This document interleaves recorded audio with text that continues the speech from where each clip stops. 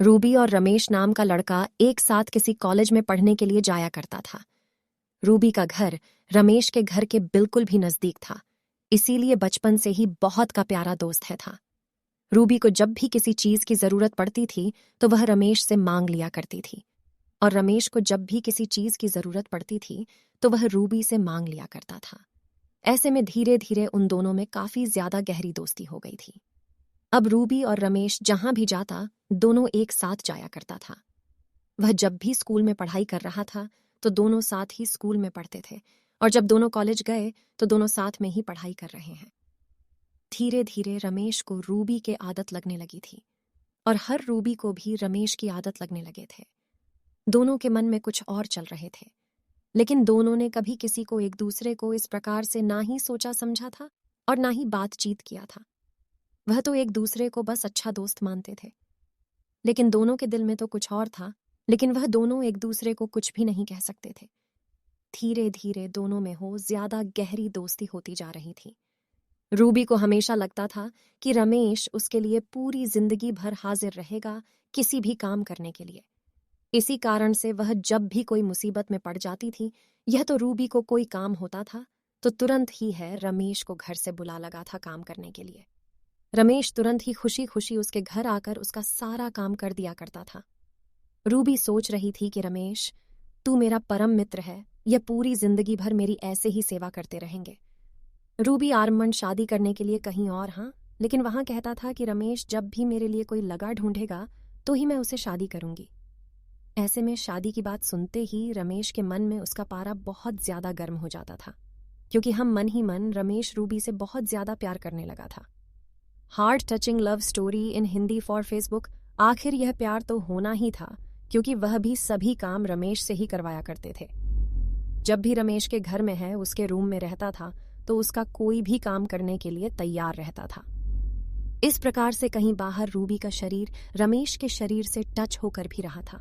आखिरकार रमेश भी एक लड़का था, वह किसी लड़की का इस पर कैसे बर्दाश्त कर सकता था। लेकिन रूबी जब रमेश को कहती है कि मेरी शादी कहीं और करने का मन है तो रमेश का दिमाग बहुत ज्यादा खराब हो जाता है। रूबी जब भी रमेश के सामने अपनी शादी की बात उठा देते तो और हमेशा अपने घर चला जाता था, क्योंकि किसी और से शादी करने के बारे में सोचने से ही रमेश का दिमाग एकदम गर्म हो जाता था। लेकिन रूबी का मन बिल्कुल भी ऐसा नहीं था। हुआ रमेश को केवल काम करवाने के लिए अपने साथ रखते थे। Sad love story in Hindi short. कुछ दिन बीत जाने के बाद रूबी के माता पिता उसकी शादी करने के लिए लड़की देखने के लिए जा रहे थे। इस बात की जानकारी रमेश को बिल्कुल भी नहीं थी। इनकी स्कूल कॉलेज बंद होने के कारण रमेश और रूबी के घर बहुत कम जाने लगा था। जिस दिन और रूबी के घर वाले को उसके ही लड़का देखने के लिए जाने वाला था, उसी दिन रूबी रमेश को फोन करती है और कहती है कि मेरे लिए मेरे घर वाले लगा देखने जा रहे हैं, तुम्हारा वहां जाना अनिवार्य है, क्योंकि तुम हमारे सच्चे मित्र हो, और जब तक तुम लड़का को नहीं देखोगे मैं शादी नहीं कर सकती हूँ। इतना सुनते ही रमेश का पारा एकदम गर्म हो गया। वह तुरंत ही तिलमिला उठा और फोन पर ही रोगी को कस के बोलने लगा। रमेश रूबी को बोल रहा था कि मैं कौन हूं, तुम्हारे लिए लड़का देखने जाऊंगा। मेरी तुम्हारी दोस्ती कॉलेज की में थी और अब नहीं है, ऐसे में हम अपनी मम्मी पापा को लड़का देखने के लिए भेज सकती हो, मुझे फुर्सत नहीं है जाने के लिए। रूबी को यह बात सुनकर बहुत ज्यादा उदास मन हुआ, क्योंकि रमेश के मन से और रमेश के मुंह से इस तरह की भाषा उसने पहले कभी नहीं सुनी थी। रूबी सोच रहे थे कि रमेश को आखिरकार क्या हो गया है जो इस प्रकार से हमसे बातें कर रहा है। आखिरकार रूबी के माता पिता उसका लड़का देखने के लिए घर से निकल पाते हैं, उसके बाद उधर से आते हैं, वहां पर रिश्ता फाइनल कर लेता है। रूबी के माता पिता घर आते ही रूबी से कहती है कि तुम्हारा शादी मैंने फाइनल कर दिया है, अगले महीने तुम्हारी शादी है, अब शादी की तैयारियां शुरू कर दो, क्योंकि 1 महीने किस तरह बीत जाएंगे किसी को पता नहीं चलने वाली है।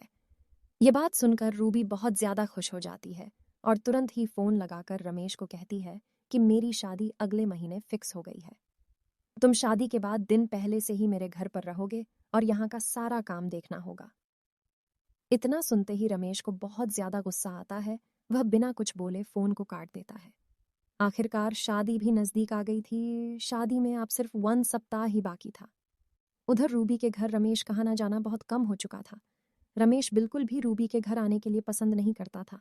Heart touching love story in Hindi. Ruby की शादी की चिंता से रमेश सारा दिन रात भर रोते रहता था और वह अपने मन में ही सोचता था कि कितना अच्छा होता रूबी मेरी पत्नी बन जाती। मैं तो उसे बहुत प्यार करता था। पूरी जिंदगी में मुझे रूबी जैसी लड़की नहीं मिल सकती है। लेकिन पूरी बात न बताने के कारण इस प्रकार का समस्या हुई है। अगर मैं पहले ही बता देता कि रूबी से प्यार करता हूँ, उसके बाद हो सकता था कि उसके माता पिता हमारी शादी के लिए राजी हो जाए। लेकिन अब तो रूबी की शादी फिक्स हो गई है। अब तो कुछ भी नहीं हो सकता है मेरे कितना भी प्रयास करने पर। रमेश उसकी शादी में जाने के लिए बिल्कुल भी तैयार नहीं था। रमेश किसी बहाना बनाकर हुआ शहर से बाहर जाना चाह रहा था, क्योंकि रमेश को उसकी शादी में मतलब की है रूबी की शादी में जाने का बिल्कुल भी मन नहीं था।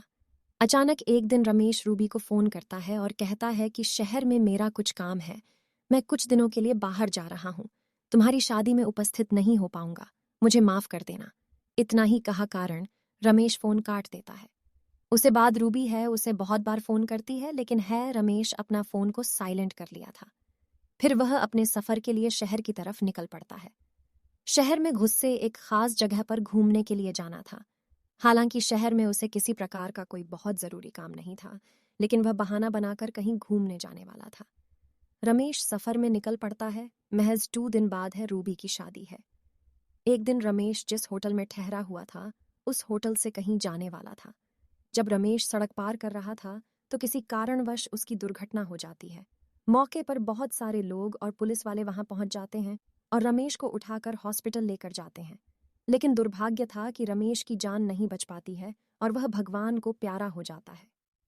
इसी तरह से रमेश का प्यार अधूरा रहता है। उधर होली की शादी धूमधाम से होती है और वह अपने परिवार को लेकर और अपनी शादी को लेकर बहुत ज्यादा खुश रहती है।